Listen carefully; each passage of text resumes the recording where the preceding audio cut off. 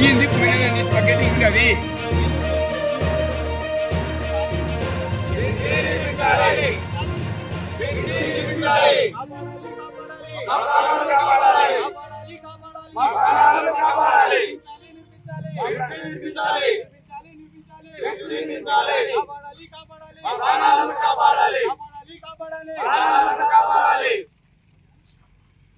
అందరికీ నమస్తే.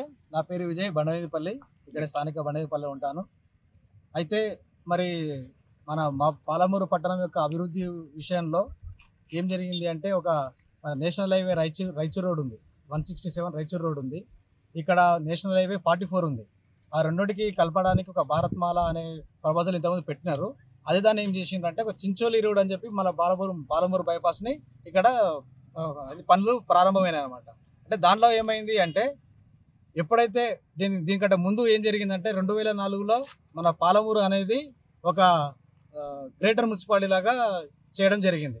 ఆ టైంలో అప్పుడున్న ప్రజల దృష్ట్యా, అప్పుడున్న అవసరాల దృష్ట్యా, అప్పుడున్న జనాభా దృష్ట్యా ఏం చేసిండ్రు అంటే, ఒక ప్లాన్ వేసిండ్రు అనమాట. మాస్టర్ ప్లాన్ వేసిండ్రు, మున్సిపాలిటీకి సంబంధించిన మాస్టర్ ప్లాన్ వేసిండ్రు అనమాట. ఇది మాస్టర్ ప్లాన్ వేసిండ్రు అంటే, ఒక 15-20 సంవత్సరాల కిందట అవసరం ఉండే మాస్టర్ ప్లాన్ వేసిండ్రు అనమాట. వేసిన తర్వాత అప్పుడున్న తెలంగాణ ఇష్యూ వల్ల, అప్పుడు బడ్జెట్ రాక అవి రాక ఇది అప్రూవల్ కాక ఆ రోడ్ అనేది వేయలేకపోయినరు. దాని తర్వాత తెలంగాణ వచ్చిన తర్వాత అభివృద్ధిలో భాగంగా ఇప్పుడు మరి కొత్తగా సర్వే చేసి కొత్త రోడ్ వేయాలని చెప్పి కూడా ఇక ప్రపోజల్ పెట్టిండ్రు అనమాట.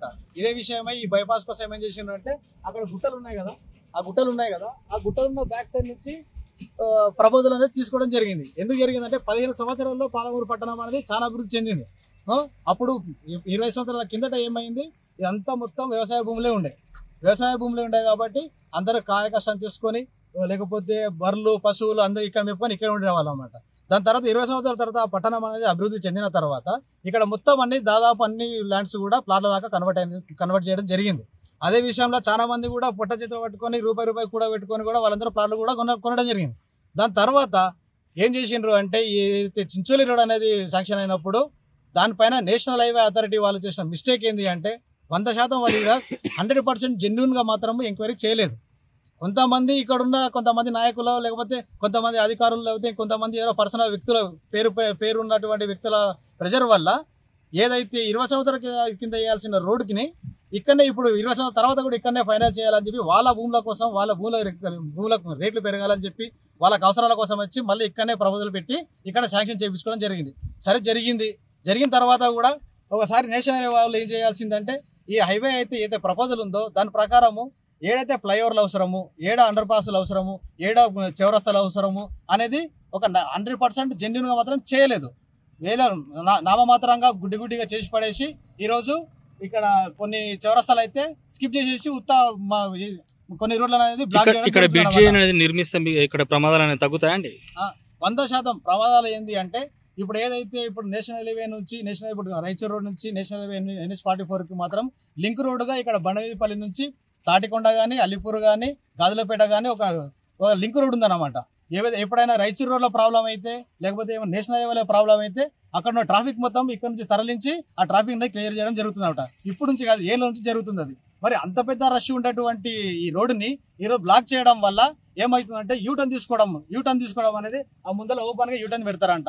ఈ ముందే నేషనల్ హైవే అన్నప్పుడు, ఇది ఫ్లైఓవర్ అన్నప్పుడు వెహికల్స్ కూడా చాలా ఫాస్ట్గా వస్తాయి. అదేవిధంగా ఇక్కడ స్లోప్ ఉంది కాబట్టి వెహికల్స్ అనేది ఆటోమేటిక్ మీరు యాక్సిలేటర్ ఇవ్వకున్నా సరే ముందర ఫాస్ట్ వెళ్ళిపోతారు అన్నమాట. ఇక్కడ ఏదైతే ముందర యూటర్న్ తీసుకున్నారు, ఇక్కడ నుంచి మామూలు పట్టణం నుంచి కానీ విలేజ్ నుంచి వచ్చేటప్పుడు యూటర్న్ తీసుకోవడం వల్ల వీళ్ళు అదుపు తప్పి వాళ్ళని గుద్దడం వల్ల యాక్సిడెంట్ కూడా అవుతాయి. ఇంకోటి వాళ్ళని తప్పించడం వల్ల కూడా వీళ్ళు యాక్సిడెంట్ అయ్యే అవకాశాలు చాలా ఉన్నాయన్నమాట. ఈ విషయం అధికారుల దృష్టికి కానీ, స్థానిక ఎంపీ దృష్టి, ఎమ్మెల్యే దృష్టికి తీసుకున్నాం. మొన్ననే ఒక వారం రోజుల కిందట ఎంపీ గారి దృష్టికి తీసుకెళ్ళినాము, కలెక్టర్ గారి దృష్టికి తీసుకెళ్ళినాము, ఎమ్మెల్యే గారి కూడా దృష్టికి తీసుకెళ్ళాము. ఇదే విషయమై మరి పార్లమెంట్ లో సమావేశాలు నడుస్తున్న సందర్భంగా మేడం గారు మొన్న రావడం జరిగింది. మొన్న వచ్చిన తర్వాత మాకు ఒక హామీ ఇచ్చిండ్రు, ఇక్కడ ఏదైతే బ్రిడ్జికి సంబంధించిన ఏమైనా ప్రపోజల్ ఉంటే ప్రపోజల్ పెట్టిస్తాము. అదేవిధంగా ఇప్పుడైతే కార్యక్రమాలు నడుస్తున్నాయో అవి ఆపేయడం కూడా జరిగింది. అయినా సరే మొన్న ఆపేయమని చెప్పిన తర్వాత కూడా మళ్ళీ పనులు స్టార్ట్ చేయడం జరిగింది. అండర్ పాస్ ఇట్లా ఒకవేళ రాకపోతే మీ ద్వారా ఎటువంటి కార్యక్రమాలు చేస్తారు భవిష్యత్తు? 100% చెప్తున్నాం. మేము దగ్గర ఒక 8 గ్రామాల ప్రజలంతా ఇప్పుడు ఎలక్షన్ కోడ్ ఉన్నందుకు రాలేకపోతున్నారు అంతే. రేపు పొద్దున చెప్తున్నాం, మాకు ఖచ్చితంగా అండర్ పాస్ కూడా మాకు కావాల్సింది ROB బ్రిడ్జ్. అండర్ పాస్ అయితే చిన్న హైట్ ఉంటుంది కాబట్టి మళ్ళీ ఒక 10 సంవత్సరాల తర్వాత డెవలప్ అయిన తర్వాత మళ్ళీ తీసే మళ్ళీ అవి చేయడం ఇవి చేయడం మాడిఫై చేయడం అనేది చేంజ్ చేయడం అనేది కష్టం అవుతుంది. ఇప్పుడు మనం ప్రత్యేకంగా చూస్తున్నాం కూడా. ఇంతకుముందు జడ్చర్ల కానీ భూత్పూర్ రోడ్ కానీ ఇప్పుడు ప్రజెంట్ నడుస్తున్న బాలనగర్ కూడా అదే విషయంలో అప్పట్లో వేసినప్పుడే వాళ్ళు బ్రిడ్జ్లు వేసినంటే ఎంతో మంది ప్రాణాలు కాపాడేటోళ్ళం మనం. కానీ ఆనాడు వాళ్ళు ఆలోచనలు చేయకుండా కాంట్రాక్టర్లు కానీ ఈ నాయకులు కానీ ఈ నేషనల్ హైవే అధికారులు కానీ వాళ్ళకి ఎక్కడ తిరిగి పని అయిపోట్టుకోవాలి, తొందర వెళ్ళిపోవాలనే అచ్యుతాహం చూపిస్తున్నారు తప్పిస్తే ఇక్కడ ప్రజలకు ఏ విధంగా అయితే బాధలు కలుగుతున్నాయో, ఏదో ప్రాణాలు పోతాయా లేవా అనే దృష్టి మాత్రం వాళ్ళు కేంద్రీకరిస్తలేరు. దీన్ని దృష్టిలో పెట్టుకొని నేషనల్ హైవే అధికారులు కానీ నాయకులు కానీ అందరూ కూడా ఖచ్చితంగా ఇక్కడ ఆర్ఓ బ్రిడ్జిని నిర్మించి మా సమస్యను పరిష్కరించాలి.